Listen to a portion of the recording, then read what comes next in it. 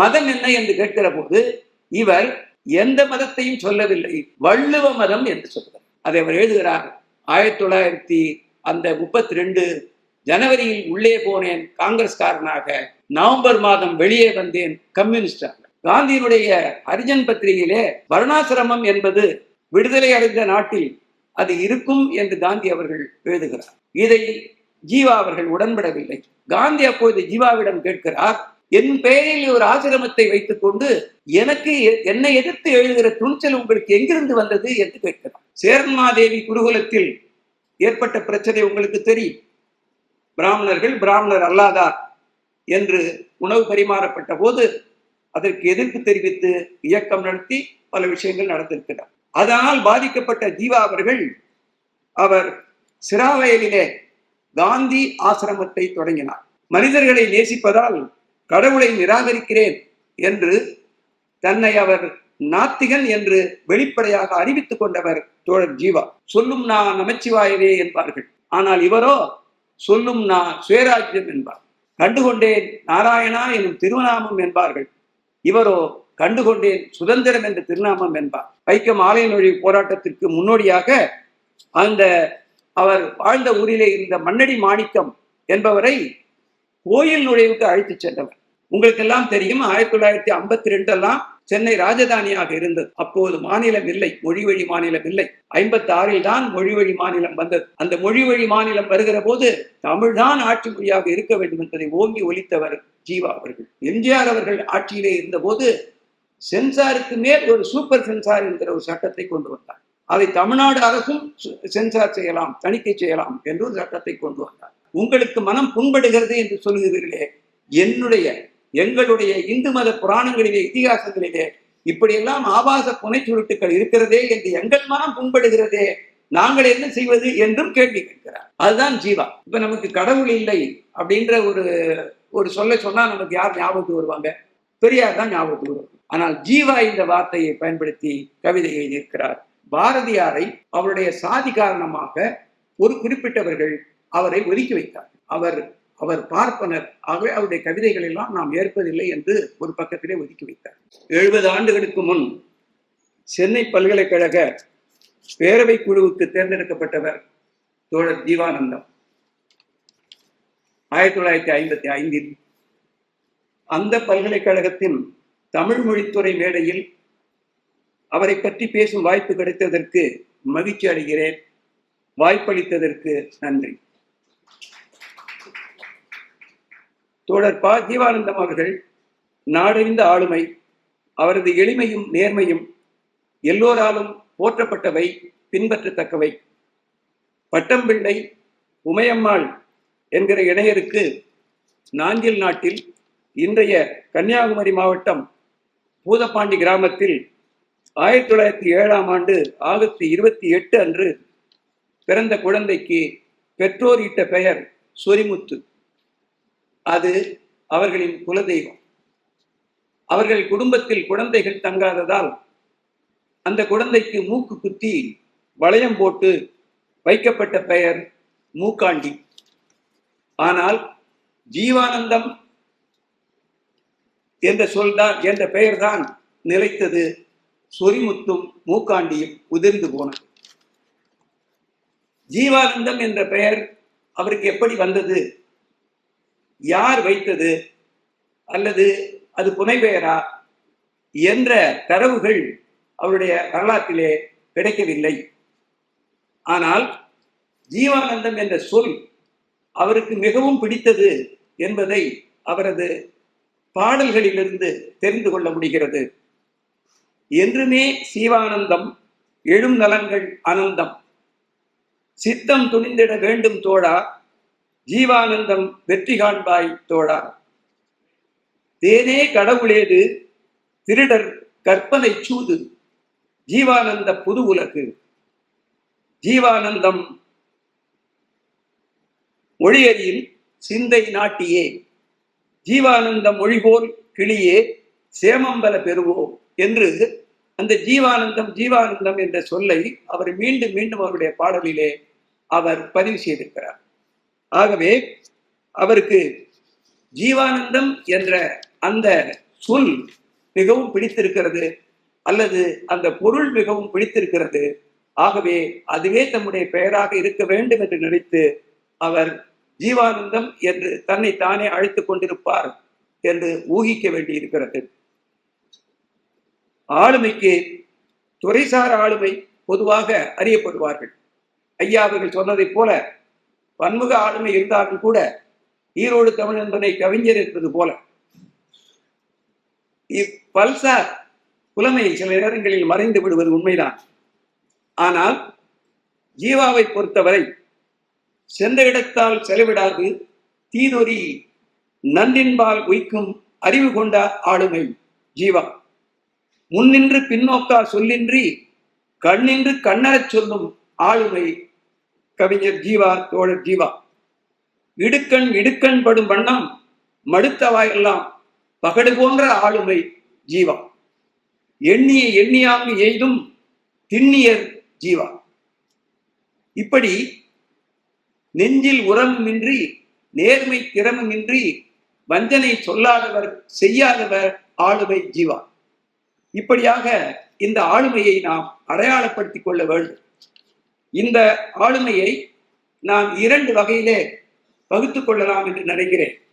ஒன்று அரசியல் சமூக பன்மை, மற்றொன்று கலை இலக்கிய பன்முகம். ரெண்டு பன்முகம். அந்த இரண்டு பன்முகங்களிலே முதல் வகையிலே அமைப்பாளர், செயற்பாட்டாளர், விடுதலை போராளி, காந்தியவாதி, முன்னுதாரண கம்யூனிஸ்ட், மக்கள் பிரதிநிதி, சட்டமன்ற உறுப்பினர் என்ற 6 வகைமையிலும் இரண்டாம் வகைமையிலே நாடக ஆசிரியர், கவிஞர், மொழிபெயர்ப்பாளர், உரைநடை எழுத்தாளர், பேச்சாளர், இதழாளர், கலை விமர்சகர் என்ற 7 உட்பிரிவிலும் அவரை பகுத்துக் கொள்ளலாம் என்று நான் நினைக்கிறேன். அனைத்தையும் முழுமையாக விவரிக்க நேரம் இருக்காது. 1 மணி நேரம்தான் நமக்கு அளிக்கப்பட்டிருக்கிறது. ஆகவே சுருக்கமாக சிலவற்றை நான் சொல்லிக்கொள்ள ஆசைப்படுகிறேன்.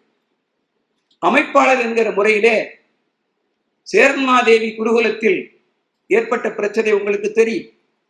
பிராமணர்கள் பிராமணர் அல்லாதார் என்று உணவு பரிமாறப்பட்ட போது அதற்கு எதிர்ப்பு தெரிவித்து இயக்கம் நடத்தி பல விஷயங்கள் நடந்திருக்கிறார். அதனால் பாதிக்கப்பட்ட ஜீவா அவர்கள் அவர் சிராவயலிலே காந்தி ஆசிரமத்தை தொடங்கினார். இதுதான் அவரது அமைப்பு முறையில் அவரது முதல் செயல்பாடு.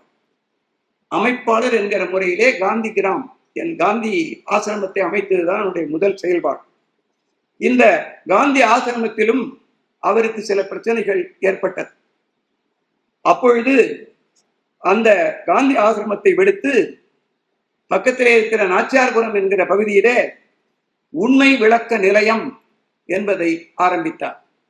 இந்த உண்மை விளக்க நிலையத்தினுடைய கோட்பாடு அன்பே கடவுள், அறிவே தெய்வம் என்பது. இப்படி ஒரு கோட்பாட்டோடு அந்த உண்மை விளக்க நிலையத்தை ஆரம்பிக்கிறார். இதன் பிறகு அவர் பெரியாருடன் இணைகிறார். நான் சுருக்கமாக சொல்லுகிறேன், நீங்கள் விரிவாக அறிந்து கொள்ள வேண்டும் என்பதற்காக. பெரியாருடன் ஏற்பட்ட கருத்து வேறுபாடு காரணமாக சென்னை ராஜதானி நாஸ்திக சங்கம் என்ற அமைப்பு உருவாக அது வழிகோல்கிறது. மனிதர்களை நேசிப்பதால் கடவுளை நிராகரிக்கிறேன் என்று தன்னை அவர் நாத்திகன் என்று வெளிப்படையாக அறிவித்துக் கொண்டவர் தோழர் ஜீவா. அரசியல் தீவிரமாக ஈடுபாட்டுடன் களமிறங்கிய காலத்தில் அடுத்த தலைமுறைக்கு சிந்தனைகளை எடுத்துச் செல்வதற்காக 1937 அவர் உருவாக்கிய அமைப்பு சென்னை நகர மாணவர் சங்கம். சென்னை நகர மாணவர் சங்கம் தொடங்கிய இதே காலகட்டத்தில் தோழர் என் சங்கரையா அவர்கள் மதுரையிலே மாணவர் சங்கத்தை நிறுவினார் என்பதையும் நாம் இங்கு நினைவிலே கொள்ள வேண்டும்.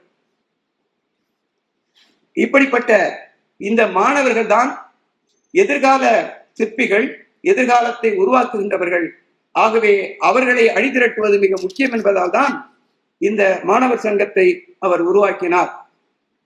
இந்த மாணவர் சங்கம் பிறகு நம்முடைய அனைத்திந்திய மாணவர் பெருமன்றத்தோடு அது இணைக்கப்பட்டது. இந்த மாணவர் அமைப்பு ஏன் முக்கியம், மாணவர்கள் ஏன் ஒரு சமூகத்தின் முக்கியமானவர்கள் என்பதெல்லாம் நம்முடைய மணிகண்டன் ஐயா அவர்கள் இங்கே சொன்னார்கள். கடந்த கால வரலாற்றை கற்காத மாணவர்கள் நிகழ்காலத்திலோ எதிர்காலத்திலோ பெரிய சாதனை எதையும் செய்துவிட முடியாது என்கிற ஒரு நிலைதான் இருக்கிறது. அதை நாம் மனதிலே கொள்ள வேண்டும்.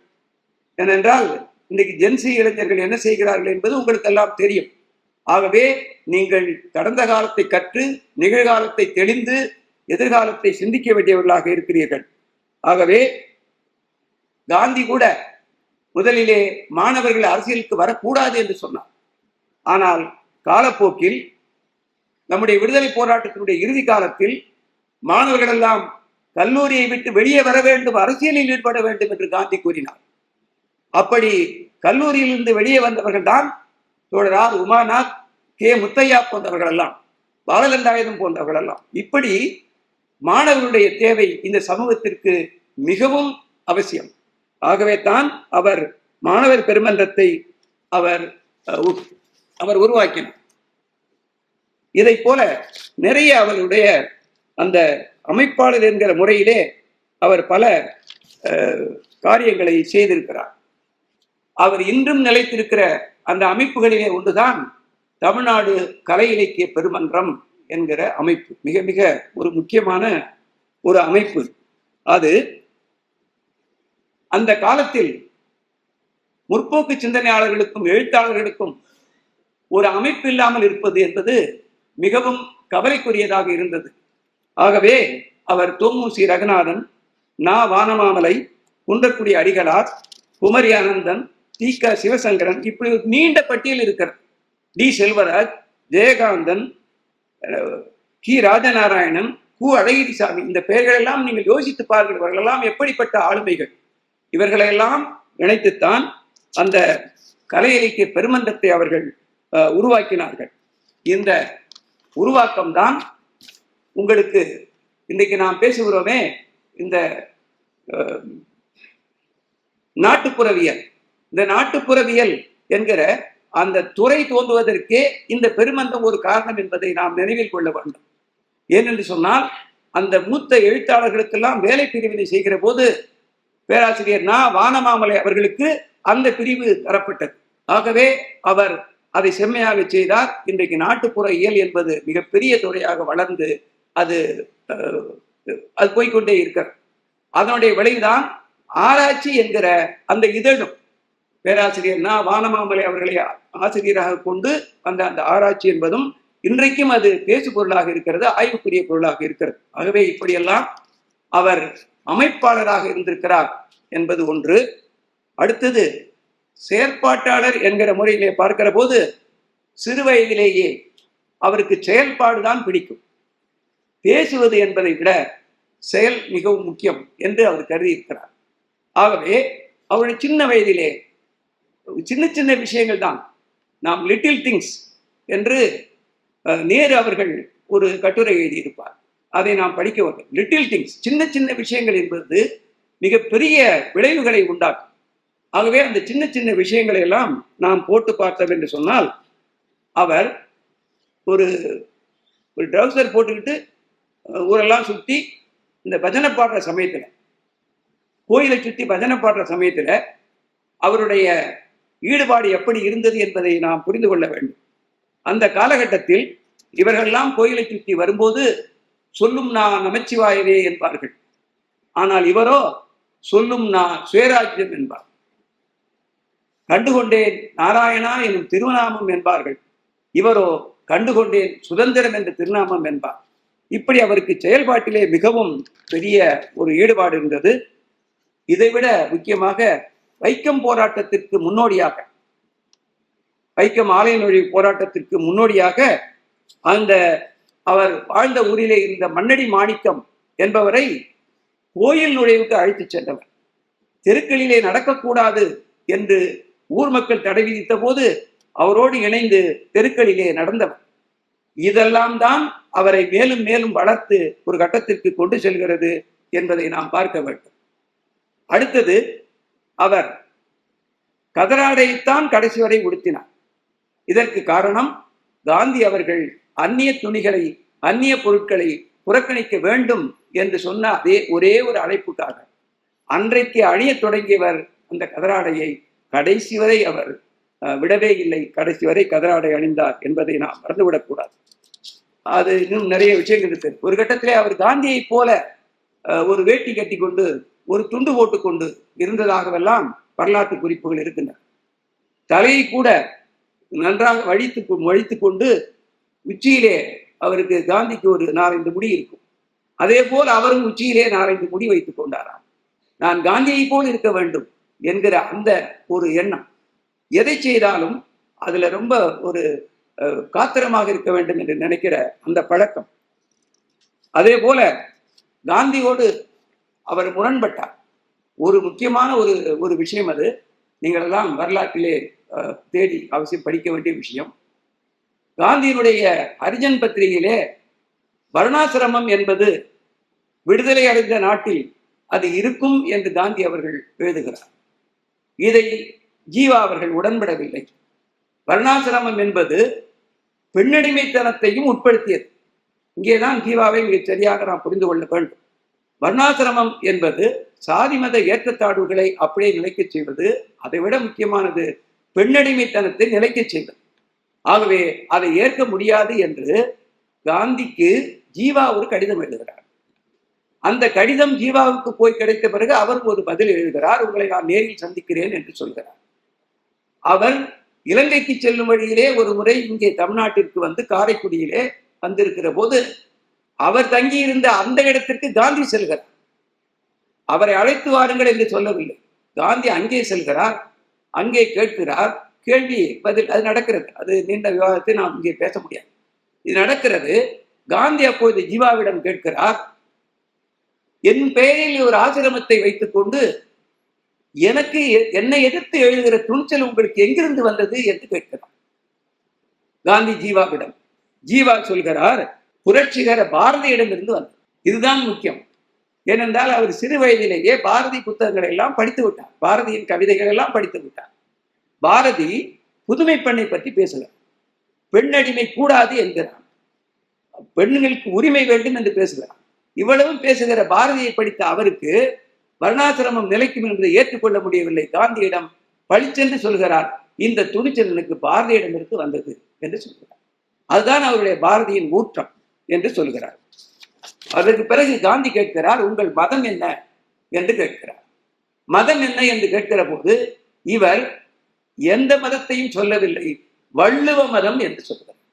ஐயா வீரமணி அவர்கள் இங்கே உட்கார்ந்து இருக்கிறார். வள்ளுவத்தில் ஊறி திளைத்தவர். வள்ளுவ மதம் என்று சொல்கிறார். அது வள்ளுவ மதம் என்றால் என்ன, எனக்கு கொஞ்சம் சுருக்கமாக சொல்லுங்கள் என்று காந்தி கேட்கிறார்.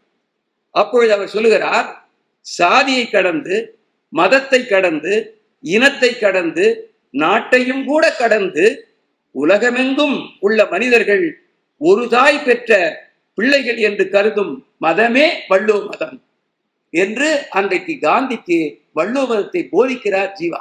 அதுதான் மிக முக்கியமானது.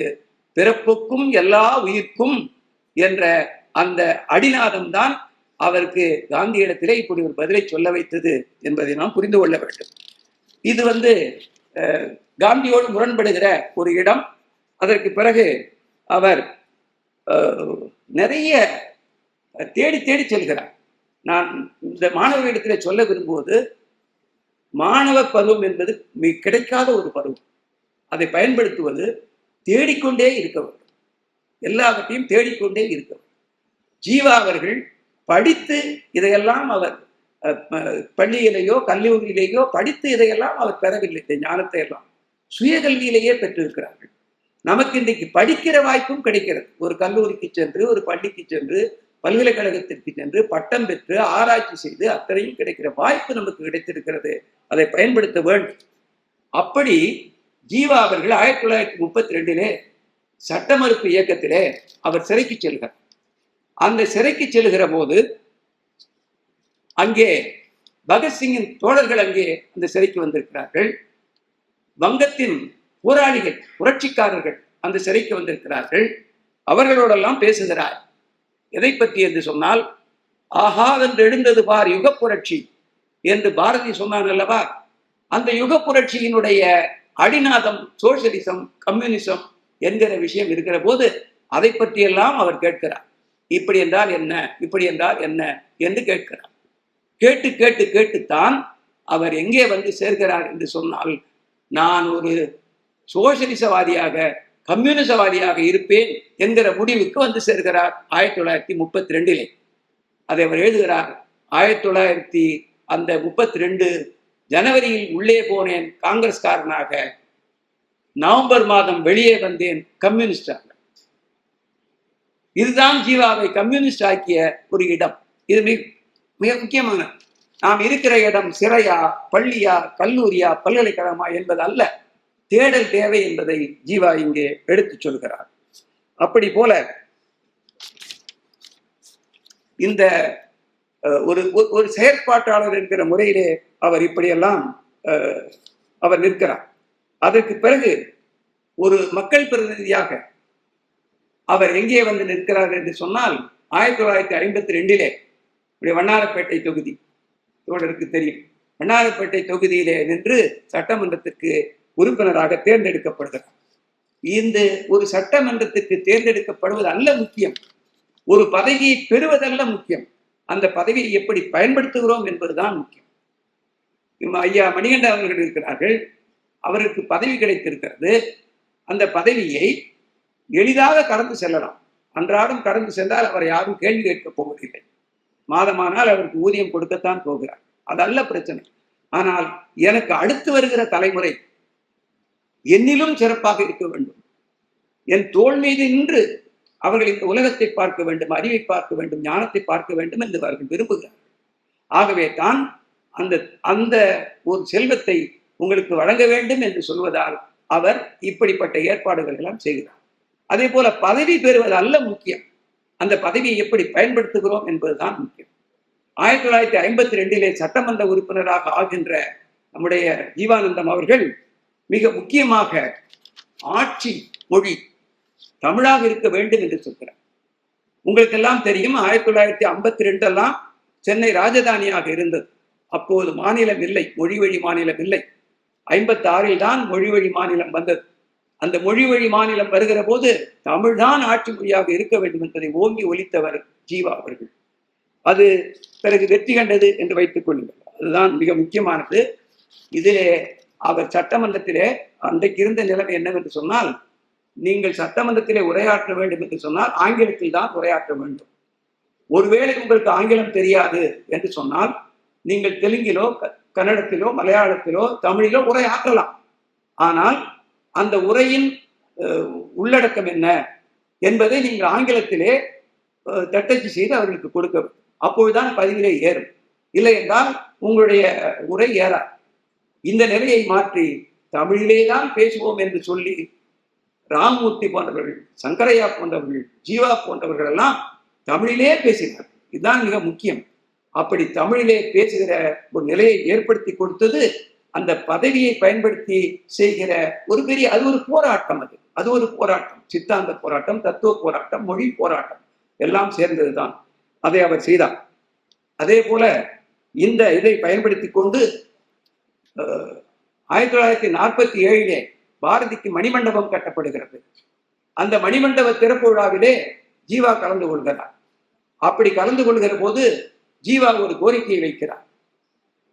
இந்த நாட்டின் விடுதலைக்காக காலம்பூராவும் கஷ்டப்பட்டு பல்வேறு துன்ப துயரங்களை ஏற்று பாடல்களை புனைந்து எழுச்சியூட்டிய அந்த பாரதியினுடைய பாடல்கள், அது ஒரு சிலரின் கைக்குள், அதாவது ஒன்று சுப்பிரமணிய பாரதியினுடைய தமையனாரிடம் இருந்தது, இன்னொரு உரிமை ஏவி மெய்யப்ப செட்டியாரிடம் இருந்தது. அவரை தவிர பாரதி பாடலை யாரும் பயன்படுத்த முடியாது என்கிற நிலை இருந்தது.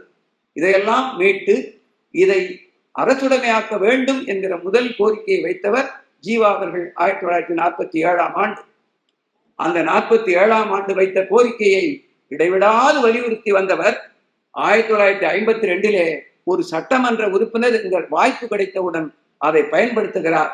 பயன்படுத்தி அந்த ஜீவாவினுடைய பாடல்களை நாட்டுடைமையாக்க வகை செய்கிறார் 1954. இதுதான் ஒரு செயல்பாட்டின் மிக முக்கியமான ஒரு அம்சமாக நீங்கள் பார்க்க வேண்டும். இல்லை என்று சொன்னால் இன்றைக்கு பாரதியார் பாடல்கள் நமக்கு கிடைத்திருக்குமா, எல்லோரும் அதை பதிவிட முடியுமா, எல்லோரும் அதை புத்தகமாக்க முடியுமா என்பதெல்லாம் கேள்விக்குறி. எல்லோரும் அதை படிக்கிற வாய்ப்பை ஏற்படுத்தி கொடுத்தவர் ஜீவா அவர்கள். அதே போல் 1954ஆம் ஆண்டில் ஒரு சட்டம் வந்தது. உங்களுக்கு அண்மை உதாரணம் தெரியுமோ தெரியாதோ எனக்கு தெரியாது. அரசியல்வாதிகளை யாராவது விமர்சனம் செய்து விட்டால் அவர்களுக்கு கோபம் வந்து, இது இயற்கை, அவர்கள் எல்லாம் விமர்சனத்துக்கு அப்பாற்பட்டவர்கள் என்று தங்களை நினைத்துக் கொள்பவர்கள். ஆகவேதான் எம்ஜிஆர் அவர்கள் ஆட்சியிலே இருந்தபோது சென்சாருக்கு மேல் ஒரு சூப்பர் சென்சார் என்கிற ஒரு சட்டத்தை கொண்டு வந்தார். அதை தமிழ்நாடு அரசும் சென்சார் செய்யலாம், தணிக்கை செய்யலாம் என்று ஒரு சட்டத்தை கொண்டு வந்தார். அதை எதிர்த்து இயக்கங்கள் நடத்தி அது பிறகு வாபஸ் வாங்கப்பட்டது.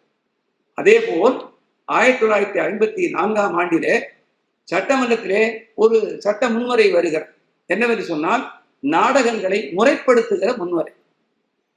நாடகங்களை முறைப்படுத்துவது என்னவென்று சொன்னால், புராண இதிகாச பாத்திரங்களை அப்பொழுது கேலியும் கிண்டலும் செய்து நாடகங்கள் எழுதப்பட்டது. எம்.ஆர். ராதா போன்றவர்கள் மிகச்சிறந்த நாடகம். அதே போல் நம்முடைய என்.எஸ். கிருஷ்ணன் போன்றவர்கள் ராமாயணத்தை எல்லாம் கீமாயணன் என்று அவர்கள் சொன்னார்கள்.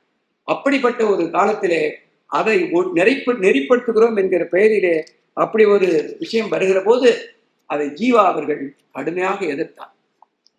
அவருக்கு அவர் சொன்ன அதுக்கு ஒரு உதாரணம் மிக முக்கியமானது. ஒரு மூக்கு சப்பையானவன், மூக்கு கோணலானவன் கண்ணாடி முன் நிற்கிறான். கண்ணாடி அவனுடைய மூக்கு சப்பையையும் மூக்கு கோணலையும் காட்டுகிறது. அதை பார்த்து அந்த மூக்கரையன் அவர் அந்த வார்த்தையை பயன்படுத்துகிறார். அந்த மூக்கரையன் என்ன செய்ய வேண்டும் என்று சொன்னால், அதை சரி செய்வதற்கு முயற்சி செய்ய வேண்டும். அதற்கு மாறாக என்னை இப்படி காட்டுகிறதே என்று கண்ணாடியை உடைக்கிறான், அதனால் அவன் மூக்கு சரியாக என்று சொல்லி இந்த புராணங்களிலும் இதிகாசங்களிலும் இருக்கிற ஆபாசங்களை, புனைச்சுருட்டுகளை இவர்களெல்லாம் அடையாளம் படுத்துகிறார்கள், எடுத்து காட்டுகிறார்கள். அவர்கள் மீது ஏன் சீற்றம் கொள்கிறீர்கள் என்று கேள்வி கேட்கிறார். நீங்கள் கண்ணாடியை உடைப்பது போன்றதுதான், மூக்கரையின் கண்ணாடியை உடைத்தது போலத்தான் நீங்கள் செய்வதும் என்று சொல்லி அதை அவர் நையாண்டி செய்வதோடு அவர் சொல்லுகிறார், உங்களுக்கு மனம் புண்படுகிறது என்று சொல்லுகிறீர்களே, எங்களுடைய இந்து மத புராணங்களிலே இதிகாசங்களிலே இப்படியெல்லாம் ஆபாச புனைச்சுருட்டுக்கள் இருக்கிறதே என்று எங்கள் மனம் புண்படுகிறதே, நாங்கள் என்ன செய்வது என்றும் கேள்வி கேட்கிறார். அதுதான் ஜீவா. மனம் என்பது உங்களுக்கு மட்டுமல்ல, எங்களுக்கும் இருக்கிறது. ஆகவே நீங்கள் இதை சரி செய்ய வேண்டும் என்று கேட்டு அந்த சட்டமன்ற மசோதாவை அவர் முறியடிக்கிறார். இப்படி ஏகப்பட்ட விஷயங்களை அவருடைய செயல்பாட்டின் மூலமாக நாம் அறிந்து கொள்ள முடியும். அவர் காந்தியவாதி, ஒரு கம்யூனிஸ்ட் போராளி என்கிற விஷயங்களை எல்லாம் தாண்டி நாம் அவருடைய இலக்கிய பன்முகம் பற்றியும் நாம் பேச வேண்டியிருக்கிறது. அது முக்கியமானது. அதிலே அவர் பள்ளி பருவத்திலேயே ஞானபாஸ்கரன் என்கிற நாடகத்தை எழுதி அதில் நடித்தும் இருக்கிறார். சரி, அதற்கு பிறகு நாடகத்தை தொடர்ந்தாரா என்று கேட்டால் பெரும்பாலும் இல்லை என்ற பதில் தான் நமக்கு கிடைக்கிறது. ஆனால் நாடகத்தை உன்னிப்பாக கவனித்துக் கொண்டிருந்திருக்கிறார். நாடகம் என்றால் என்ன, அந்த கலை என்ன செய்யும், அதை எப்படி சரி செய்ய வேண்டும் என்பதையெல்லாம் உன்னிப்பாக கவனித்துக் கொண்டிருக்கிறார் என்பதை அவர் 1958 புதுவையிலே நடந்த சங்கரதாஸ் சுவாமிகள் நினைவு விழாவில் பேசிய உரை நமக்கு எடுத்து காட்டுகிறது. சங்கரதாஸ் சுவாமிகள் ஏன் போற்றப்பட வேண்டும் என்பதற்கு மிக நீண்ட உரையை அவர் அங்கே நிகழ்த்தியிருக்கிறார். அவர் அதிலே நாடகம் என்றால் என்ன, அந்த கலை எப்படி செயல்பட வேண்டும், அதை நாம் எப்படி எடுத்துக்கொள்ள வேண்டும், பல உதாரணங்களை அவர் சொல்லிக்கொண்டே போகிறார். சில நேரங்களில் முற்போக்கு போல தோன்றும். ஒரு முதலாளித்துவ அமைப்பில் இப்படியே சொல்லுகிறார், முதலாளித்துவ அமைப்பில் ஒரு முற்போக்கு போல இருப்பது அடுத்த கட்டத்தில் அது பிற்போக்கு போல மாறிவிடும்.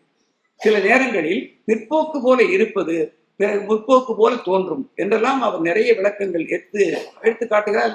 நீங்கள் படிக்க வேண்டும். அதுல மிக முக்கியமானது என்னவென்று சொன்னால், பம்மல் சம்பந்தம் முதலியார் பற்றி எல்லாம் பேசுகிறார்.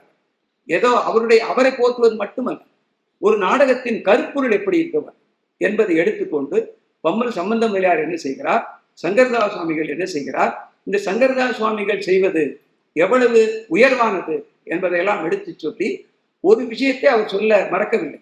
அவர் புராண கதைகளைத்தான் எழுதுகிறார், புராண கதைகள் தான் நடிக்கிறார்.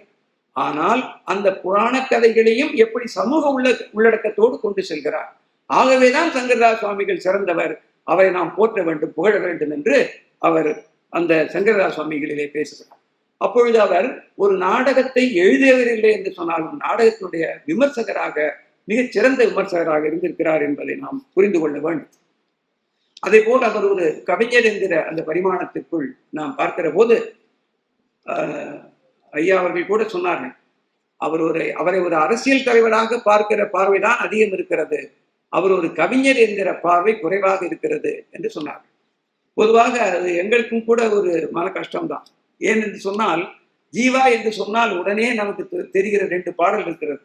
ஒன்று, காலுக்கு சோறுமின்றி கால் வயிற்று கூழுமின்றி பாழுக்கு உழைத்தோமடா தோடா பசையற்று போனோமடா என்கிற ஒரு பாடல். அது நீண்ட பாடல். அதுல முதல், அதே போல ஐயா அவர்கள் சொன்னதை போல கோடிக்கால் பூதமடா தொழிலாளி கோபத்தின் ரூபமடா என்று சொல்லுகிற பாடல். இந்த பாடல்களை தவிர பொதுவாக நாம் ஜீவாவினுடைய பாடல்களை பொதுவாக எடுத்துக்கொள்வதில்லை, அல்லது யாரும் சொல்வதில்லை. ஏன் என்று சொன்னால், அவரை தொழிலாளியினுடைய தலைவனாக பார்த்து பார்த்து பழகி போனதால் அப்படி ஒரு நிலை ஏற்பட்டு விட்டது. இந்த கோடிக்கால் பூதம் என்பது அவருடைய நேரடியான அவருடைய சிந்தனையிலிருந்து உதித்ததில்லை என்பதை அவர் பதிவு செய்திருக்கிறார். அப்பொழுது அந்த பதிவை அவர் இப்படி சொல்லுகிறார்: நாளைக்கு மே தினம் புரட்சி என்கிற வார இதழுக்கு ஒரு பாட்டு கொடுத்தாக வேண்டும். இரவு 12 மணிக்கு எப்படியும் எழுதி கொடுத்த பின்புதான் தலை சாய்வது என்ற முடிவோடு நான் இருக்கிறேன். அப்பொழுது சிந்தனை ஓர் அடி கூட எனக்கு கிடைக்கவில்லை. எப்பவுமே பாட்டு பாடுறவங்களுக்கு முதல் வரி வந்ததுன்னா அதுக்கு பிறகுலாம் பாடிடுவாங்க. அந்த சினிமா பாடலாசிரியர் கூட அதான் சொல்லுவாங்க, முதல் 2-3 வரி அந்த அது வந்ததுன்னா அது பிறகு நாங்கள் பாடிடுவோம். அது மாதிரி முதல் அடி கூட எனக்கு கிடைக்கவில்லை. அந்த நிலையிலே ஒரு ஆங்கில நூல் கண்ணில் பட்டது. அது ஒரு சிறந்த ஜெர்மன் ஆசிரியரான ரேனி புலாப் மில்லர் எழுதிய போல்ஷிவிசம் அகமும் புறமும், mind and face of Bolshevism என்கிற ஒரு நூல். அந்த நூலை பிரித்தேன். ஒரு பக்கத்தில் ஒரு பாடல் ரஷ்ய மூலத்தின் ஆங்கில மொழிபெயர்ப்பு என் உள்ளத்தை கவர்ந்தது. அதை எடுத்து பார்க்கிறாரு, அந்த இது நல்லா இருக்கு, எனக்கு பருத்தி புடவையாக காய்த்தது போல் ஆயிற்று. ஆகவே அந்த பாடலை மொழிபெயர்த்துத்தான் நான் இந்த கோடிக்கால் பூதமடா என்கிற இந்த பாடலை எழுதினேன் என்று அவர் மிக ஒரு கவிஞன் எழுதிட்டு இது நான் தான் எழுதினேன்னு சொல்ற ஆள் நிறைய பேர் இருக்காங்க. இந்த தருவி மாதிரி நீங்களே எழுதினீங்களா, மண்டபத்தை எழுதி கொடுத்ததாங்கிற மாதிரி, எதுவாக இருந்தாலும் நான் தான் எழுதினேன் என்று சொல்வதை போல, இந்த நள்ளிரவில் பெற்றோம் இன்னும் விடியவே இல்லை என்கிற அந்த வரிகளை கூட நாம் திரும்ப திரும்ப சொல்லுவோம். வேறு ஒரு அரங்கநாதனா அவர் பெயரை சொல்லிக்கொண்டே இருப்போம். ஆனால் நாங்கள் மீண்டும் மீண்டும் சொல்லுகிறோம், அது பாரதிதாசனுடைய கவிதை. பாரதிதாசனுடைய கவிதை வரிகளை மாற்றி போட்டார்கள், அவ்வளவுதான். ஆனால் பெயர் யாருக்கு போனது? பாரதிதாசனுக்குத்தான் போகல, அவருக்கு தான் போச்சு. அதுபோல இந்த பாடலை எழுதியது நான் தான், ஆனால் இதற்கு மூலம் அங்கே இருக்கிறது என்று அந்த நேர்மையோடு எடுத்து சொல்லுகிற பாங்கு தான் ஜீவாவிடம் நாம் பாராட்ட வேண்டிய ஒரு பாங்கு. அப்படி அவர் எழுதுகிறார். இன்னொரு பாடலிலே நம்முடைய பாரதியாரினுடைய ஒரு பத்தியை அப்படியே எடுத்து போடுகிறார். என்னவென்று சொன்னால், ஒன்றுபட்டால் உண்டு வாழ்வு, நம்மில் ஒற்றுமை நீங்கிடில் அனைவருக்கும் தாழ்வு என்கிற அந்த பத்தியை அப்படியே எடுத்து போடுகிறார். போட்டு முடித்து விட்டு அவர் சொல்கிறார், அதுக்கு அடுத்த பத்திக்கு வருகிறார். காந்தியும் ஜின்னாவும் கூடி நாடு கடை தேர ஓர் வழி கண்டிடுவாரேல் சாய்ந்திடும் வெள்ளையர் ஆட்சி இங்கு சகலருக்கும் சுதந்திரம் தழைத்திடும் அன்றோ. எதை கொண்டாந்து எதோட முடிக்கிறார் பாருங்க. ஒன்றுபட்டால் உண்டு வாழ்வு, நம்மில் ஒற்றுமை நீங்கிடில் அனைவருக்கும் தாழ்வு, நன்றிதல் தேர்ந்திடல் வேண்டும், இந்த ஞானம் வந்தால் பின் நமக்கு எது வேண்டும் என்கிற அதை அப்படியே எடுத்து போட்டுட்டு ஜின்னாவையும் காந்தியையும் சேர்ந்து பேசணும்னு எழுதுறாரு. இதுதான் அவருடைய அந்த கவிதை உள்ளடக்கம் ரொம்ப முக்கியம். அதுல பாரதியை விடாம பேசுறாரு பாருங்க. அது அப்படி அவருக்கு ஒரு தாக்கத்தை ஏற்படுத்தி இருக்கிறது. அதை அப்படியே பேசுகிறார். அதே போல அது காந்தியின் கனவும் அந்த விஷயத்தில் பலிக்கவில்லை, ஜின்னாவின் கனவும் அந்த விஷயத்திலே பலிக்கவில்லை என்பதுதான் உண்மை. அதுபோல இந்த பாரதியாருடைய தாக்கம் இன்னும் ஒரு இடத்திலே அவருக்கு பெரும்பாலும் பெண்ணுரிமை என்பது மிக மிக முக்கியமானதாக இருந்திருக்கிறது. ஏனென்றால் காந்தியோடு மோதியதே பெண்ணுரிமைக்காகத்தான். அப்படிப்பட்ட ஜீவா அவர் சில பெண்ணுரிமை கவிதைகளை எழுதியிருக்கிறார். அதெல்லாம் பேசப்படுவதில்லை என்பது மிக வருத்தமானதுதான். அவர் ரொம்ப சாதாரண மொழியில, கொச்சை மொழியில கூட பேசுகிறார். மிக முக்கியமாக அதை நாம் கவனிக்க வேண்டும். பெண்ணை கண்ணா பின்னாவாய் பேசி திரியும் வம்பர் கன்னத்தோர் அறைவிட வேண்டும், வேற என்ன வேண்டும்? அவருடைய ஒரு தொடர்ந்த பாடல்கள்ல வரும், பெண்ணை கண்ணா பின்னாவாய் பேசி திரியும் வம்பர் கன்னத்தில் அறைவிட வேண்டும், வேற என்ன வேண்டும் என்று. அது ஒரு 4-5 பத்தி இருக்கு, அதை ஒன்ன சொல்றேன். அதே போல கற்பென்று பூச்சி காட்டும் கழுதைகளை நிந்தனை செய். இந்த வார்த்தைகள் எல்லாம் அவருக்கு கடுமையான வார்த்தை தான் இன்னைக்கு. ஏன்னா அன்னைக்கு அவர் இதெல்லாம் பேசி இந்த பெண்களை அறிவுப்படுத்துகிறார்களே, இந்த வேதனையிலிருந்து பேசுகிறார். கற்பென்று பூச்சி காட்டும் கழுதைகளை நிந்தனை செய், கட்டற்று சிட்டுபோர் கழித்திடகை சிந்தனை செய், ஆண் பெண் சமதை எனும் அமுத வாக்கை வந்தனை செய். அதுதான், அது பெண்ணடிமையை பத்தி பேசுகிறார். இவர் நிறைய விஷயங்கள். இப்ப நமக்கு கடவுள் இல்லை அப்படின்ற ஒரு சொல்ல சொன்னா நமக்கு யார் ஞாபகத்துக்கு வருவாங்க? பெரியார் தான் ஞாபகத்துக்கு வருவாங்க. கடவுள் இல்லை, கடவுள் இல்லை, கடவுள் இல்லவே இல்லை அப்படின்னு சொல்லி, அதுக்கு பிறகு கடவுளை கற்பித்தவன் யாரு, பரப்பனவன் யாரு அப்படின்லாம் அவர் சொல்லுவார். ஆனால் ஜீவா இந்த வார்த்தையை பயன்படுத்தி கவிதை எழுதியிருக்கிறார். அது கடவுள் ஏன் இல்லை என்கிற தலைப்பிலே அந்த கவிதையை அவர் எழுதுகிறார். கடவுள் இல்லை, கடவுள் இல்லை, கடவுள் என்பது இல்லையே, மடமையுற்ற வாழ்க்கையே மடங்கள் தந்ததாகலாம். ஏன் நான் கடவுள் இல்லைன்னு சொல்றேன் என்று சொன்னால், மடமையுற்ற வாழ்க்கையே மடங்கள் தந்ததாகலால் கடமையற்ற வீணரே கழிக்கிறார்கள் ஆகலாம். இதனால்தான் நான் கடவுள் இல்லை, கடவுள் இல்லை என்று சொல்கிறேன் என்று அவர் பாடுகிறார். இது ஒரு 12 கன்னிகள். அவர் தொடர்ந்து அதை எழுதுகிறார். இப்படி ஐயா அவர்கள் சொன்னார்கள், அவருடைய இசை ஞானம் மிக மிக ஒரு முக்கியமான ஒரு இசை ஞானம். அந்த ஞானத்தை பற்றி பேசுகிற போது நமக்கு என்ன தெரிகிறது என்று சொன்னால், 1945 மீரா என்கிற திரைப்படம். அது அந்த மீரா என்கிற திரைப்படத்திலே அந்த நாளும் வந்திடாதோ என்கிற ஒரு பாடல், மிக மிக சிறப்பான அருமையான பாடல். இன்றைக்கும் கேட்டால் அது இந்த அமுதகானம்னு சொல்லுவாங்க இல்லையா, இந்த அமுதகானம் போன்ற பாடல். அந்த நாளும் வந்திடாதோ, நீங்க வேணா யூடியூப்ல இந்த பாட்டை போட்டு கேட்டு பாருங்க. அவ்வளவு சிறந்த பாட்டு. அந்த பாட்டை அப்படியே அவர் எடுத்துக்கொண்டார். அதுல என்ன வரும்னு சொன்னா, அது எனக்கு குரல் வராது, அதான் பிரச்சனை. அதாவது பாட தெரிஞ்சா பாடலாம். அந்த நாளும் வந்திடாதோ, பிருந்தாவனத்தில் கண்ணன் வளர்ந்த நந்தகுமாரன் விந்தை புரிந்த அந்த நாளும் வந்திடாதோ என்று அந்த பாட்டு மிக அருமையான பாட்டு. அந்த பாட்டை அப்படியே எடுத்துக்கொண்டு நம்முடைய ஜீவா அவர்கள் எழுதுகிறார்.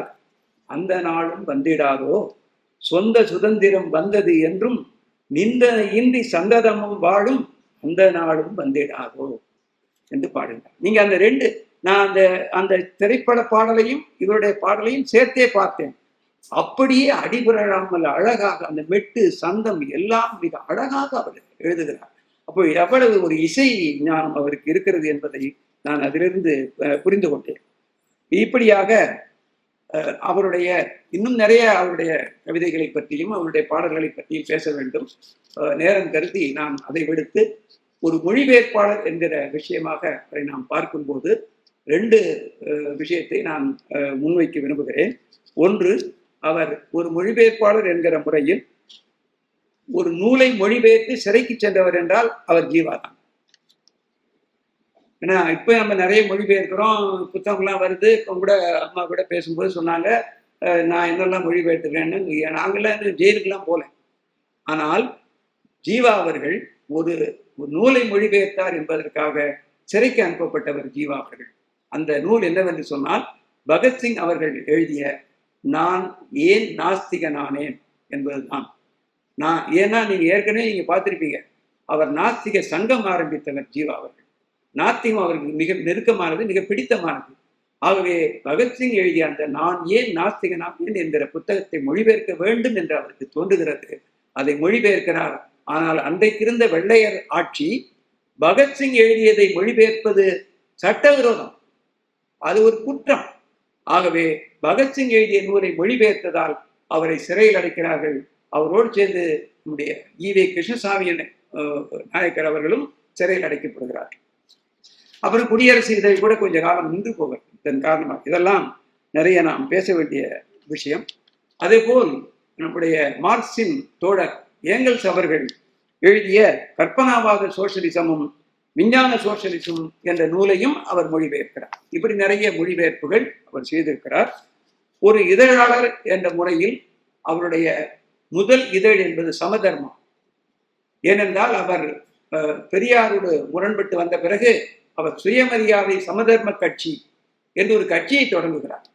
சுயமரியாதை சமதர்ம கட்சி என்று ஒரு கட்சியை தொடங்குகிறார்.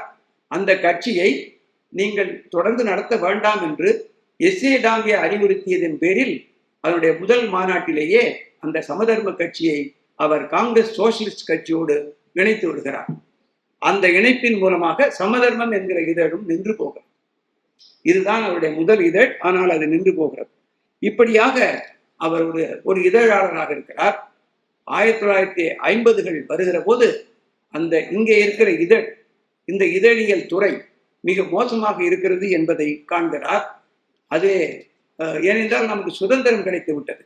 ஆகவே இனிமேல் அந்த பழைய ஒரு போராட்ட உணர்வு, ஒரு கிளர்ச்சி, எழுச்சி, இதையெல்லாம் ஊட்டுகிற படைப்புகள் நமக்கு தேவையில்லை என்கிற நிலை மாறி ஆட்சியாளர்களுக்கு சாதகமாக பேசுகிற அந்த போக்கு வருகிறது.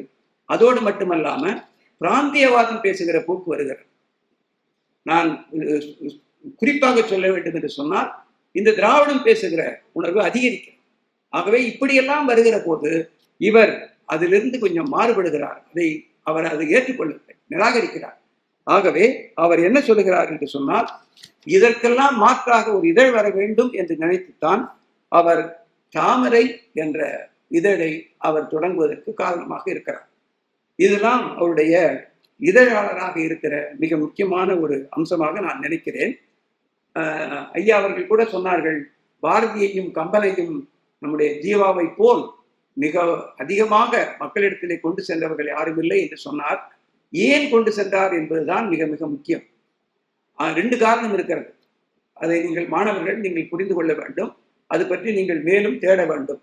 ஒன்று, பாரதியாரை அவருடைய சாதி காரணமாக ஒரு குறிப்பிட்டவர்கள் அவரை ஒதுக்கி வைத்தார். அவர் பார்ப்பனர், ஆகவே அவருடைய கவிதைகள் எல்லாம் நாம் ஏற்பதில்லை என்று ஒரு பக்கத்திலே ஒதுக்கி வைத்தார். ஒன்று. மற்றொன்று, கம்பராமாயணத்திலே மிக ஆபாசங்களும் அது ஒரு என்ன சொல்றது, ஒரு மூடநம்பிக்கை உள்ளதாகவும் இருக்கிறது என்று சொல்லி அதையெல்லாம் புராண பாத்திரங்கள் என்பதற்காக இந்த கம்பராமாயணத்தை எரிக்க வேண்டும் என்கிற ஒரு சூழல் வந்தது. ஆனால் இவர் ஜீவா என்ன பார்த்தார் என்று சொன்னால், அப்படி இலக்கியத்தை பார்க்கக்கூடாது. அதனுடைய உள்ளடக்கம் என்ன, பொருள் என்ன, அவர் சொல்ல வருகிற விஷயம் என்ன, அதைத்தான் பார்க்க வேண்டும் என்று சொல்லி அவர் பாரதியை தூக்கி பிடித்தார். அது ஒரு எதிர்ப்புரை. பாரதியை தூக்கி பிடித்தார். அவர் பார்ப்பான் அல்ல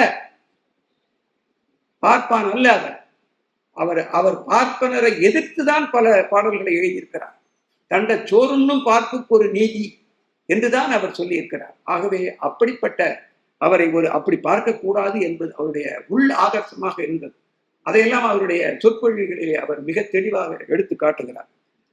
அதைவிட மிக முக்கியமானது, பாரதியை படிக்கும்போது பல இடங்களிலே பாரதி கம்பனை, இளங்கோவை, வள்ளுவனை மீண்டும் மீண்டும் போற்றுகிறார். பாரதி யாமறிந்த மொழிகளிலே கம்பனை போல், வள்ளுவன் போல், இளங்கோவை போல்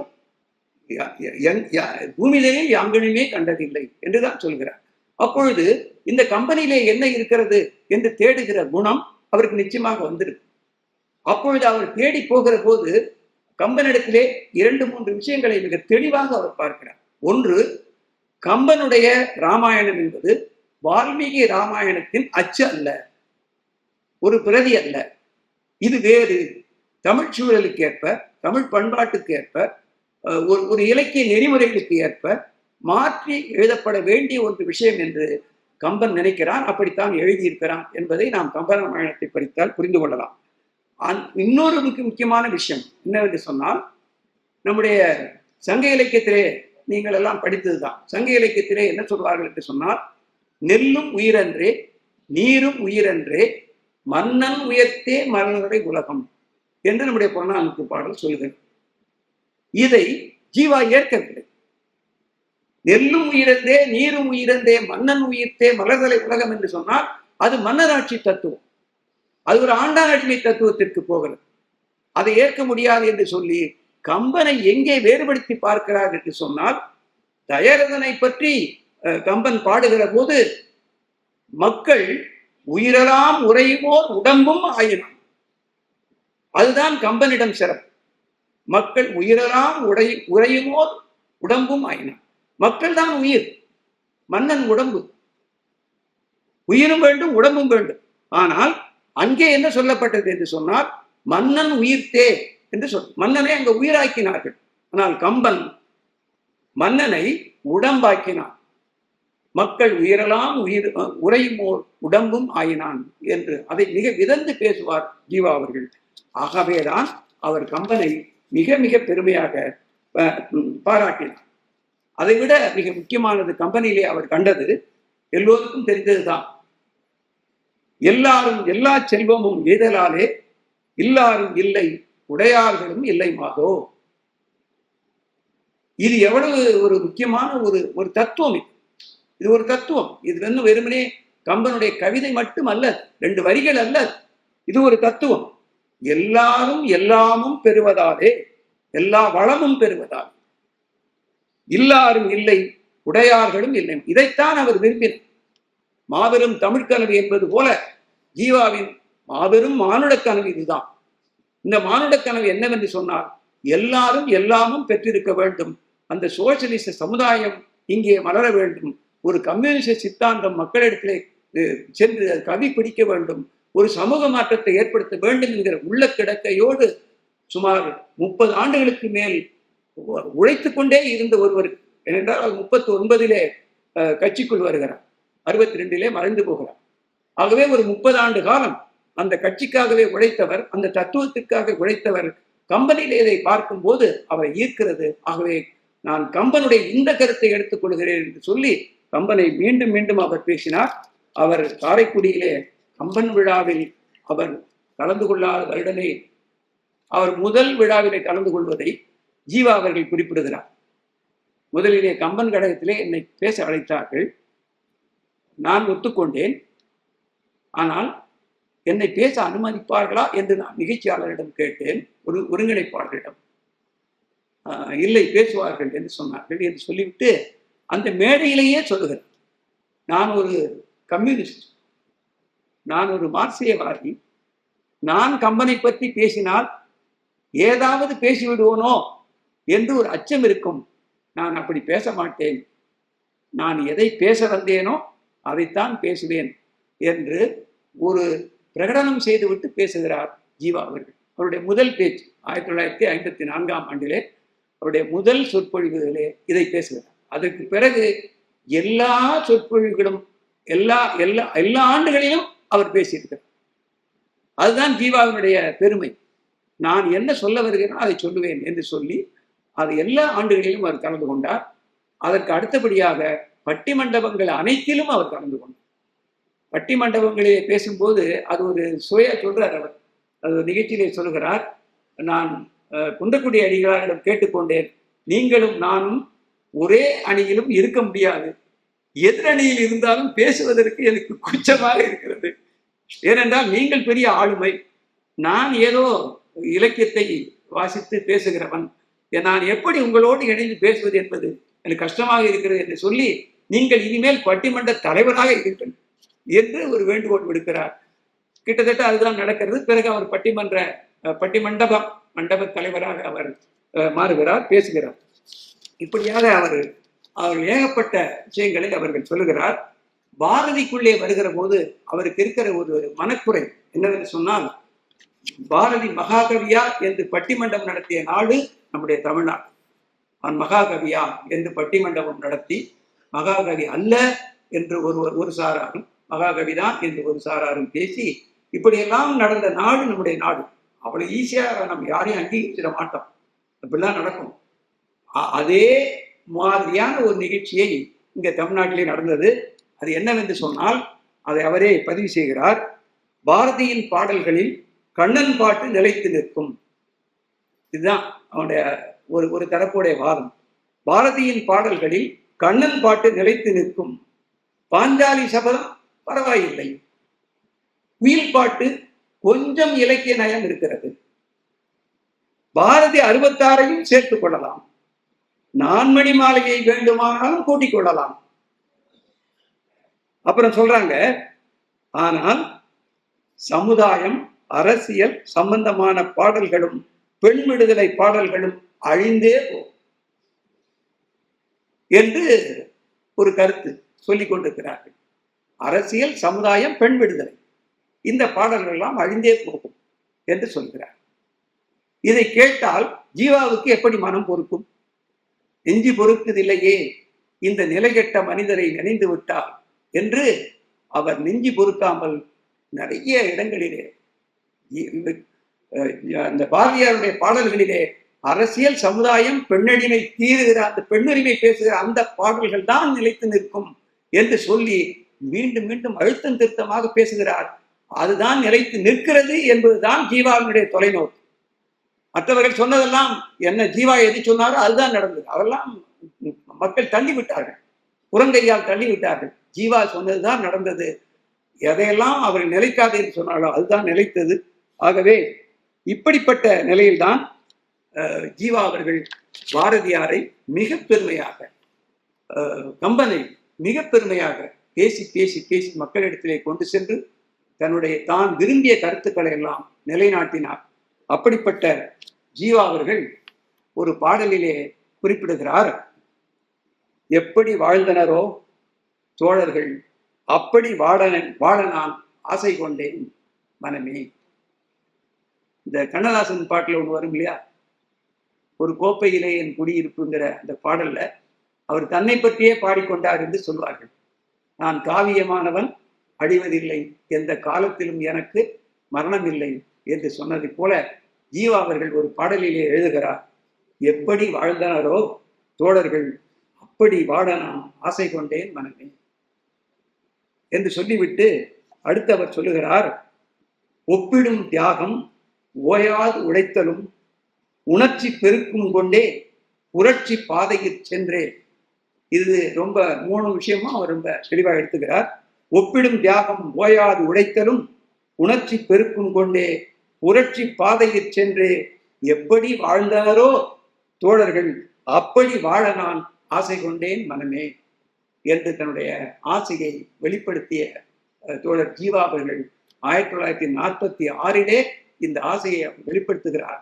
ஆனால் 46க்கு பின் ஒரு 16 ஆண்டுகள் 62 வரை ஜீவா அந்த ஆசைப்படியே வாழ்ந்து புரட்சி தீயை, புரட்சி கனலை, ஒரு எழுச்சியை இந்த தமிழ்நாடு முழுவதும் கொண்டு வருவதற்காக பாடுபட்டு மிகச் சிறந்த பணியை செய்த தோழர் ஜீவா அவர்கள் 1962ஆம் ஆண்டு அவர் இந்த